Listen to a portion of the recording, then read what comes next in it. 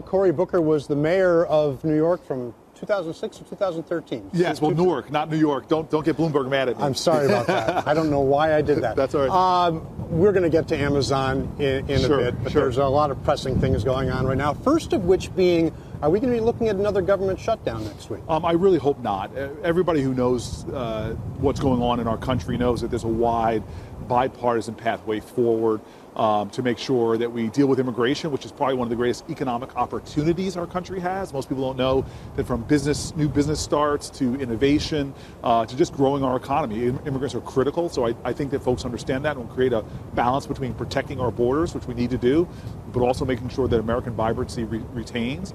We have other spending priorities that we need to do to protect our country abroad through defense spending, but frankly, so many things that make us strong at home. We've got to balance that. So what are your deal breakers as we go into this next week? You talked about immigration. You have a bill to protect Robert Mueller. Yes. Is that going to be a part of this as well? I'm hoping it is now. We see almost astonishingly this president willing to have these authoritarian tendencies, whether it's firing the FBI director, firing the special prosecutor. These are kind of things that are anti-democratic and belie checks and balances. I have a bipartisan bill with Lindsey Graham to give just reasonable checks and balances. And I heard from Susan Collins' comments this Sunday on the news to other Republicans. I'm hoping we can get this done. But if all of this is wrapped up in this next week, how do we manage to get a deal and keep the government open, given all that's going on right now? You know, I've seen now in Washington, it's often not a matter of can we do it, it's do we have the collective will. There are sound minds down there, and we can partner. And I believe, you asked me what my deal breakers are, I just don't want to leave Americans behind. I don't want to leave folks still trying to recover from disasters like our fellow Americans in Puerto Rico, 40% that don't have power. I don't want to leave veterans behind who right now are struggling with veterans' health care. I don't want to leave the pension folks, the pension problems we have behind. I don't want to leave the people struggling with opioid addiction behind. And I definitely don't want to leave our fellow Americans, dreamers, who are Americans in every way, serve in our military, or our first responders. I don't want to leave them behind, who are Americans in every way but a piece of paper.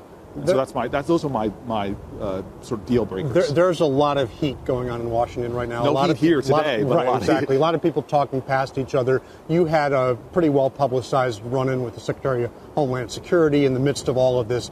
Was that helpful in the end? I don't want outrages to ever normalize in this country, and we see things happening that are blowing up norms that we almost are missing right now. I was walking out of my office one day and I looked up and there was a porn star on TV, and I was like, what's that? And my staff goes, you missed that, Cory? This is a scandal. Scandals that used to lurch this country now seem to be coming every single day. And so to have a cabinet secretary lie repeatedly, according to Lindsey Graham and Dick Durbin, who were in a room, to lie about vile, bigoted comments that do hurt. Remember, 85 terrorist attacks since 9/11. Over 70% of them have been right-wing, white nationalist groups. That kind of language from the White House gives license to awful things happening. And for her to lie time and time again, we should show outrage. We should show anger. Don't let this kind of behavior normalize in American government.